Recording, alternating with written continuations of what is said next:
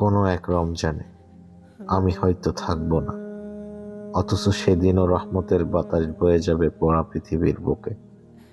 মাগফিরাতের সুবাসে সুবাসিত হবে পোড়া রমাদানের বিকালগুলো। নাজাতের নরম রৌদ্র আশ্রে পড়বে শান্ত ধরণীর বুকে। ইফতার সামনে নিয়ে দুফোঁটা অশ্রু ঝরানোর সময়টাও সেদিন হারিয়ে যাবে। কিন্তু এ গাফেল অন্তর কেন তা বোঝে না? গাফেল হৃদয়টা এখনো তার রবের অবদ্ধতায় লিপ্ত, পাপে জীর্ণ শীর্ণ হয়ে চলছে সব সময়।